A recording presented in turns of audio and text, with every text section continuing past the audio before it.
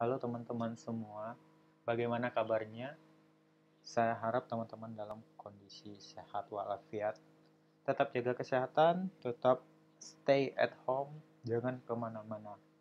Oke, pada kesempatan kali ini kita bakalan membahas bagaimana sih implementasi C++ itu dengan microcontroller. Nah, jadi untuk kesempatan kali ini kita bakalan ada dua poin besar. Pertama itu kita bakalan berkenalan dulu tentang microcontroller itu apa. Lalu kedua kita bakalan membahas tentang bagaimana sih struktur pemrograman pada microcontroller ini. Tentunya dengan bahasa pemrograman C++ yang telah teman-teman pelajari sebelumnya. Nah, walaupun sebenarnya pada pertemuan ini kita bakalan menggunakan alat yaitu microcontrollernya itu sendiri. Tetapi karena kondisi seperti saat ini yang tidak memungkinkan, jadi kita bakal menggunakan alternatifnya. Jadi kita bakal menggunakan simulasi atau simulator untuk implementasi microcontrollernya atau bagaimana sih cara penggunaan C++ pada microcontroller ini. Nah, kita bakalan masuk ke pengenalan microcontroller terlebih dahulu. Jadi apa itu microcontroller? Microcontroller. Jadi microcontroller itu adalah otak dari sebuah sistem embedded. Nah, contoh sistem embedded itu adalah bisa robotik atau bisa aplikasi atau smart home lainnya. Nah, oke di sini saya ngambil contoh yang gampang saja. Contoh misalkan sebuah robot. Nah, sebuah robot seperti layaknya manusia. Jadi sebuah robot itu memiliki otak di dalamnya. Jadi otak pemrosesannya itu apa? Jadi otak pemrosesan di sebuah robot itu adalah microcontroller. Nah, jadi semua data yang didapat dari semua sensor yang ada pada robot itu bakalan diolah pada microcontroller ini. Jadi kita bisa simpulkan kalau microcontroller itu adalah otak dari sebuah sistem embedded.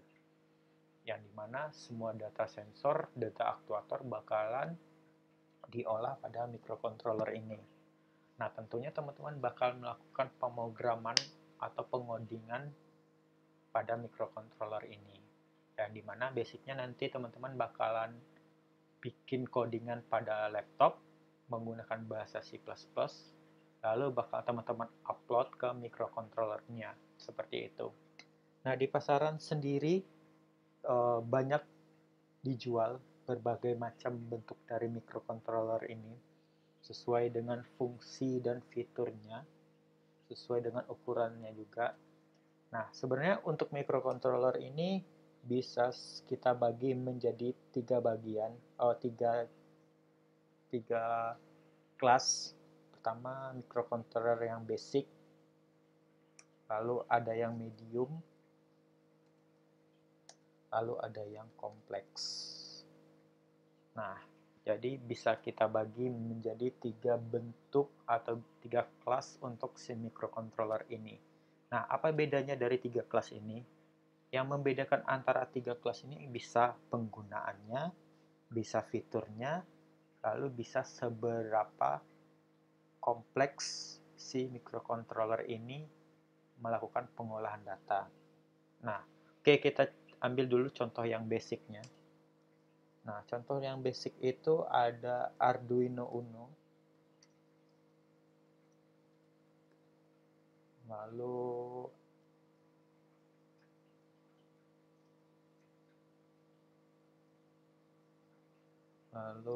ada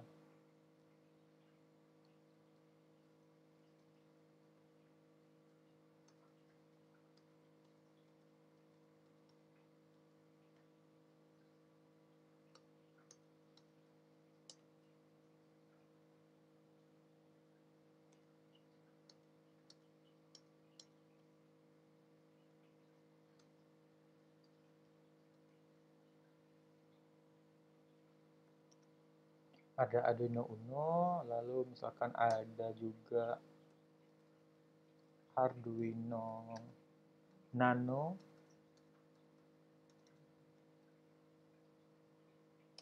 lalu ada juga Arduino Pro Micro, lalu ada juga Arduino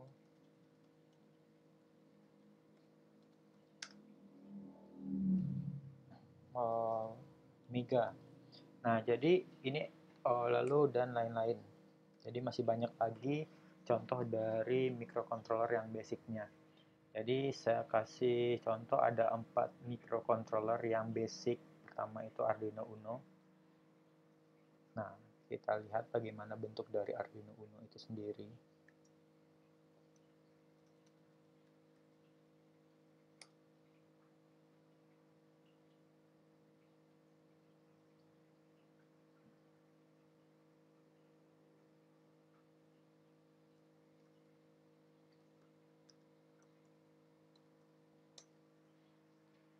Oke, nah jadi ini adalah bentuk dari Arduino Uno itu sendiri.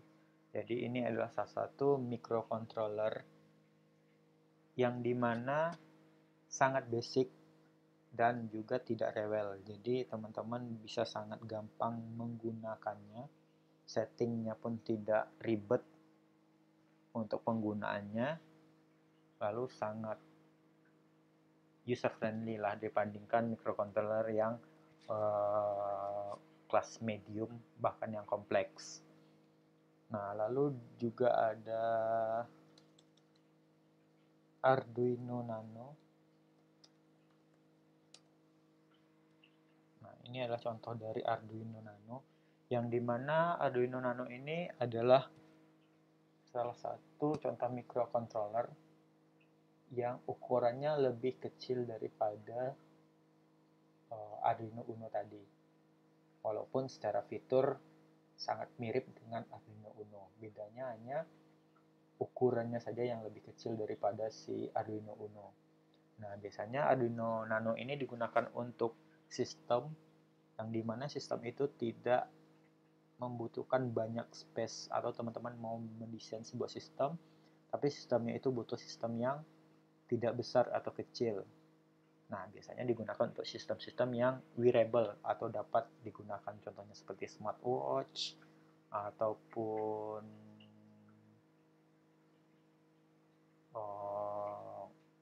kalung, sebuah sistem kalung yang bakalan teman-teman gunakan dan sebagainya.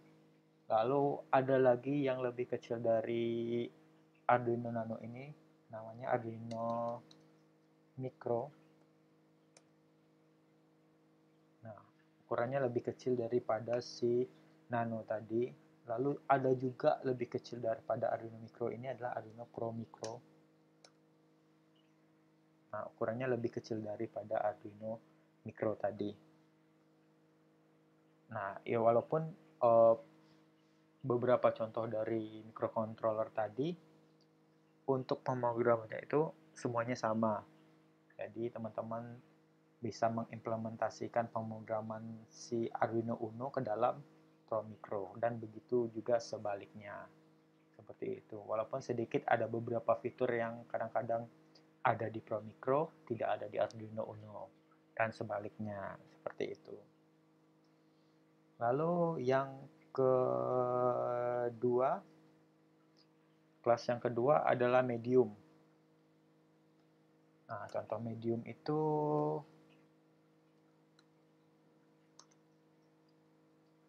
bisa kita contohkan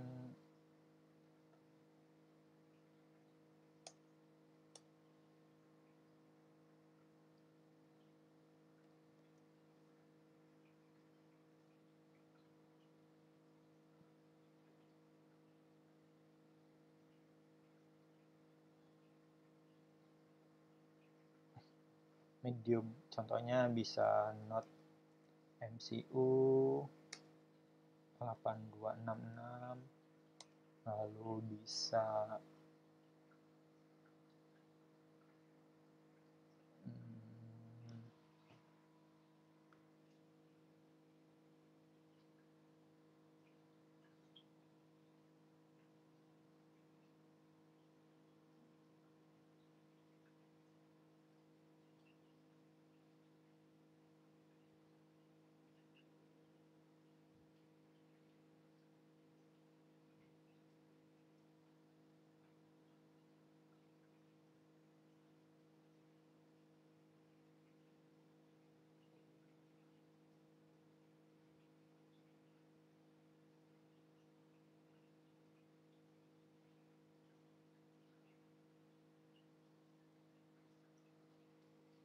Nah, bisa juga misalkan Arduino Uno,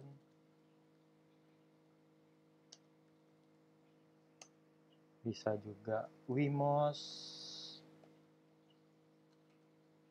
Nah, jadi bedanya apa antara microcontroller basic dengan medium? Jadi basic untuk yang medium ini terdapat uh, terdapat beberapa fitur yang dimana fitur itu dapat membuat si medium ini microcontroller medium ini menjadi lebih kompleks. Contohnya pada Node MCU ini kelebihannya dia memiliki fitur WiFi.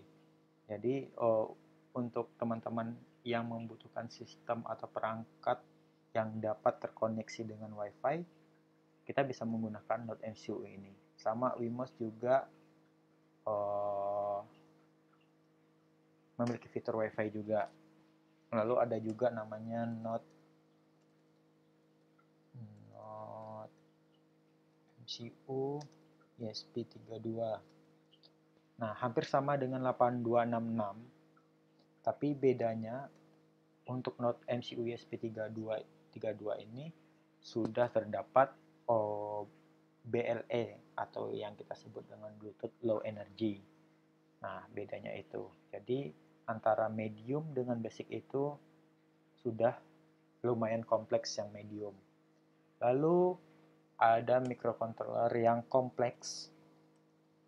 Nah, contohnya apa? Contohnya itu, pertama itu ada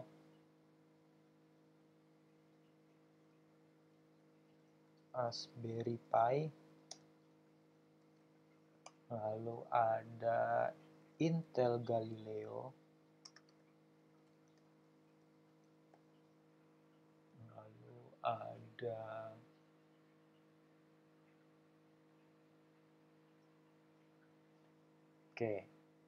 Oke, kita contohkan ada dua ini, ada Raspberry Pi dan ada Intel Galileo. Nah, bedanya apa? Kalau yang kompleks ini sudah tertanam dengan sistem operasi. Jadi, ibaratnya ini sudah seperti mini PC. Nah, beda dengan yang medium dan yang basic itu belum ada sistem operasinya. Jadi, yang kompleks itu sudah terdapat sistem operasi di dalamnya. Seperti itu. Dan kebanyakan bahasa pemrogramannya juga berbeda dengan si yang medium dan basic. Untuk yang kompleks ini kebanyakan kita menggunakan Python untuk pemrogramannya.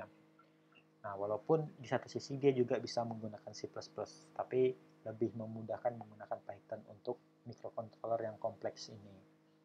Nah, untuk kesempatan kali ini sebenarnya kita bakal menggunakan Node MCU ESP8266 untuk praktek atau implementasi komponennya. Tetapi karena kita menggunakan simulator atau simulasi, dan di simulasinya itu tidak terdapat Node MCU ESP8266 ini, kita bakalan menggunakan Arduino Uno ini sebagai implementasi C++ atau bahasa pemrograman C++ pada microcontroller ini. Nah, seperti itu. Walaupun misalkan teman-teman mau mengimplementasikan codingan Arduino Uno ke Node MCU ini, masih tetap bisa. Kenapa masih tetap bisa? Karena dia masih menggunakan satu bahasa yang sama. Nah, seperti itu.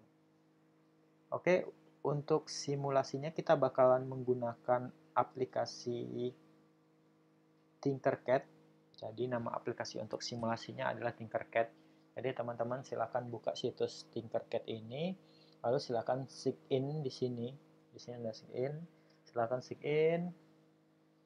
Lalu silakan sign in with Google saja.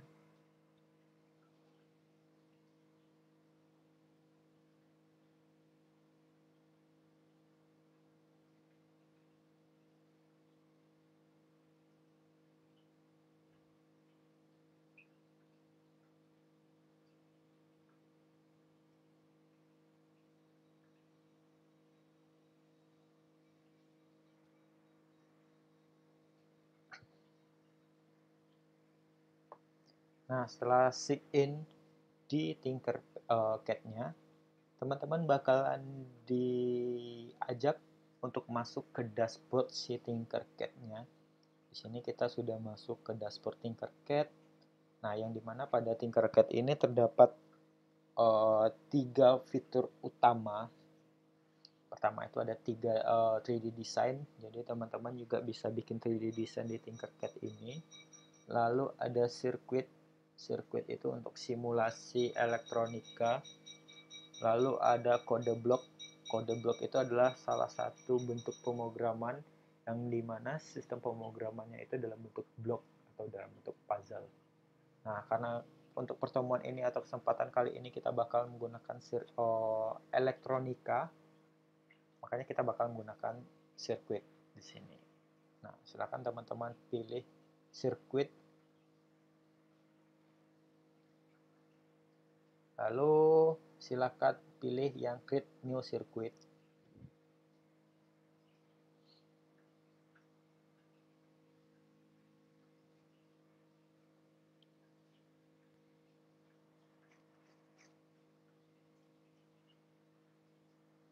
Nah, setelah teman-teman pilih create new circuit, teman-teman bakalan dialihkan ke halaman kerja. Kita menyebutnya di sini halaman kerja, yang dimana pada halaman kerja ini teman-teman bakalan membuat rangkaian komponen-komponen elektronika yang bakalan teman-teman bangun atau bahkan teman-teman kembangkan.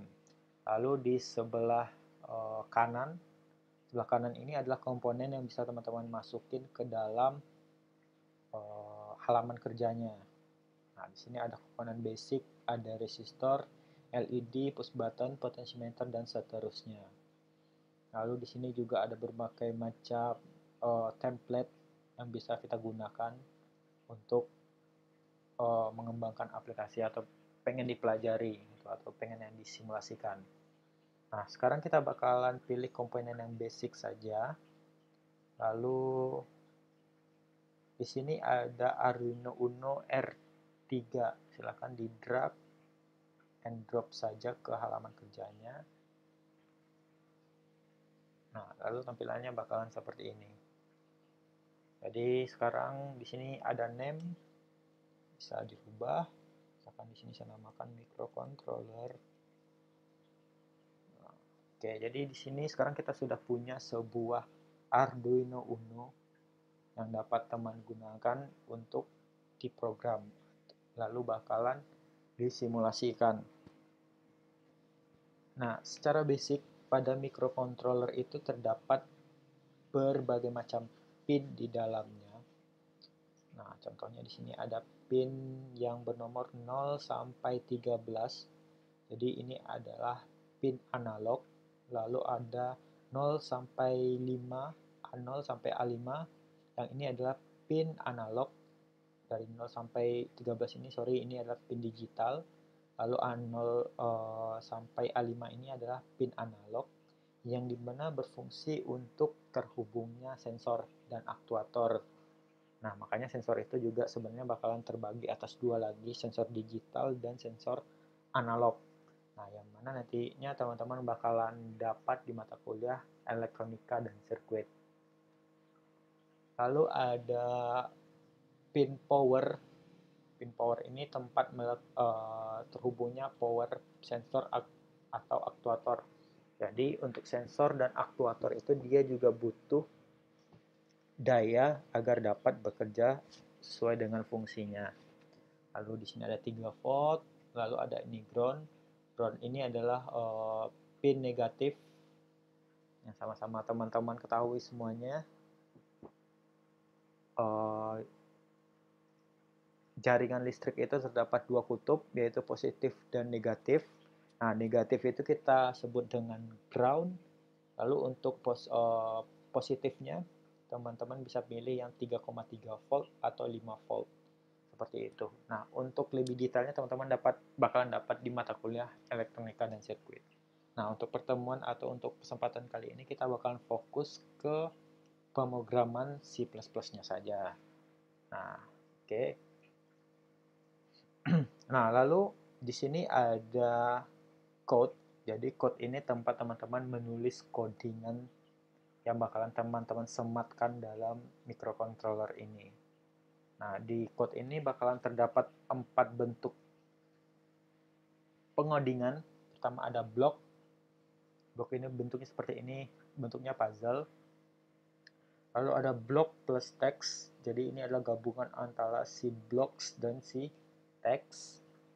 Nah, lalu ada juga teks. Nah, jadi teks ini adalah bentuk codingan pada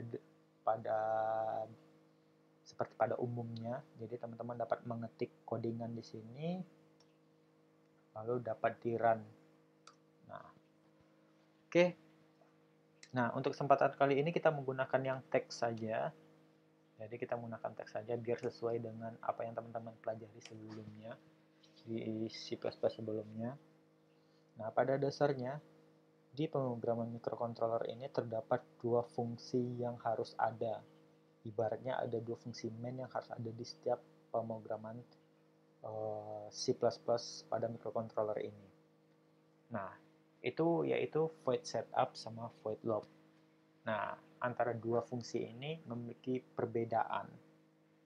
Yang dimana void setup ini biasanya digunakan untuk setting-settingan dan void loop ini digunakan untuk menampilkan hasil dari sensor atau dari output.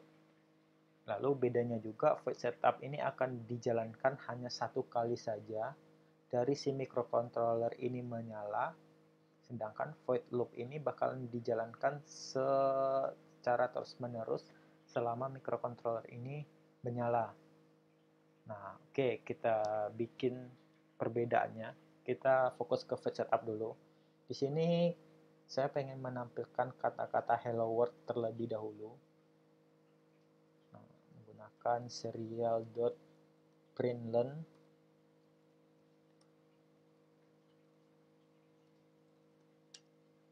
Hello world.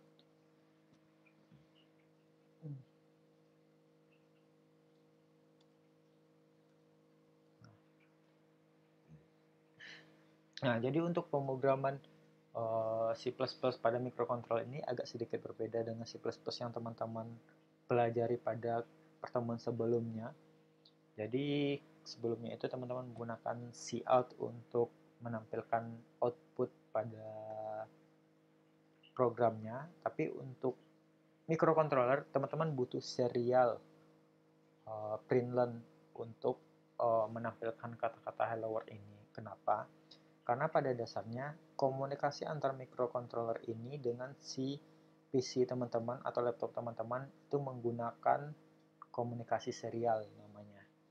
Nah, di realnya dia menggunakan komunikasi serial yang dimana antara si microcontroller ini bakalan terhubung menggunakan kabel data dengan si PC teman-teman. Jadi dia butuh komunikasi serial ini untuk komunikasi antara si microcontroller ini dengan si PC teman-teman atau si laptop teman-teman. Nah, lalu kita sebenarnya juga butuh yang namanya serial begin, lalu dalamnya 9600, yang dimana serial begin ini berfungsi untuk kecepatan transfer antara si microcontroller ini dengan si laptop teman-teman, karena sebenarnya antara microcontroller dan laptop teman-teman itu bakalan ada pertukaran data yang bakalan terjadi. Nah, lalu kecepatannya adalah 9600, walaupun kecepatannya itu ada berbagai macam tipe. Ada 115200, lalu ada 600 dan sebagainya. Nah, pada kesempatan kali ini kita menggunakan 9600 saja karena pada dasarnya para developer itu bakalan banyak menggunakan 9600 ataupun 115200. Nah, jadi antara dua ini yang paling banyak digunakan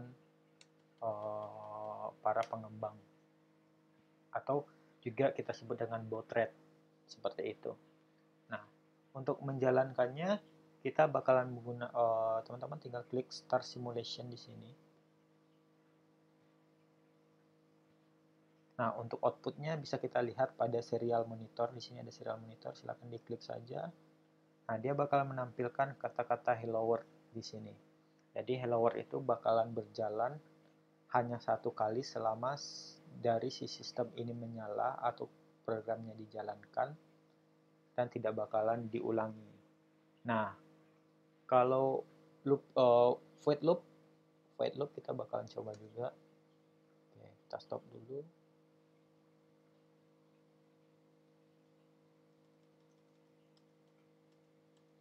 Nah, untuk void loop serial dot println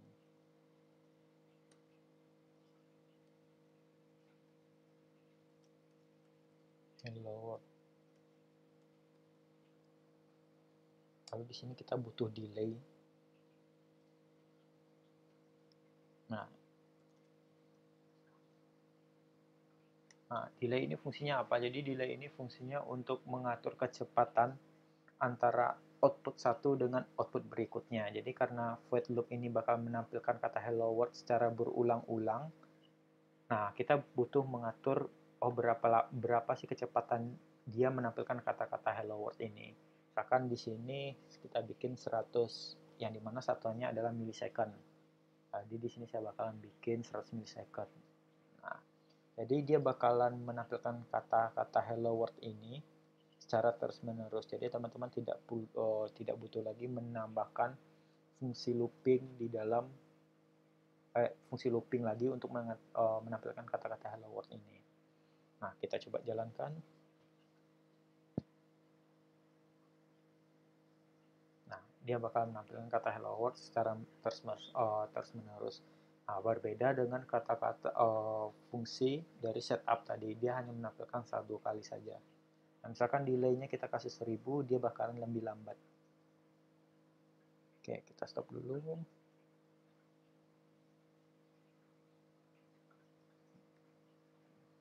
Karena dia bakalan menjadi 1 detik.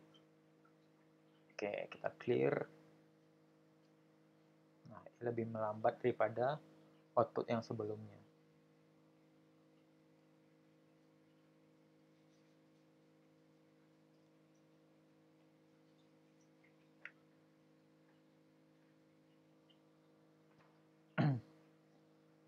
Oke, kita stop. Clear.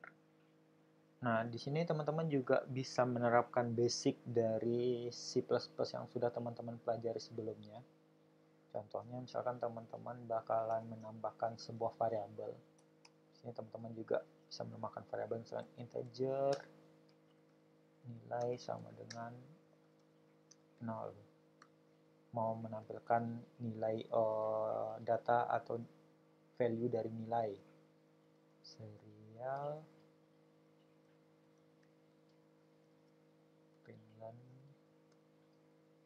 nilai. Lalu kita bikin delay di sini.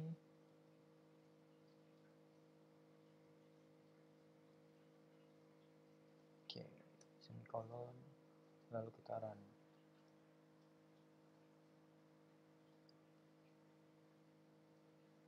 Nah, dia bakal menampilkan kata-kata nilai dari variabel nilai ini. Ataupun kita juga bisa bikin increment juga di sini. Misalkan nilai plus.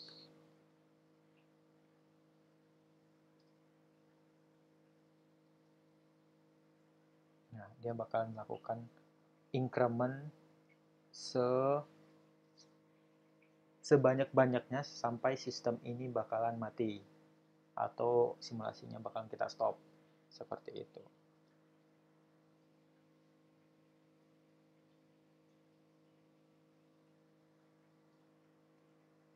Oke, sampai di sini dulu pengenalan untuk bahasa pemrograman C++-nya. Jadi, untuk pertemuan berikutnya kita bakal membahas tentang lebih detail lagi bagaimana sih pembahasan atau pemrograman C++ pada microcontroller ini. Oke, sampai ketemu lagi. Assalamualaikum warahmatullahi wabarakatuh.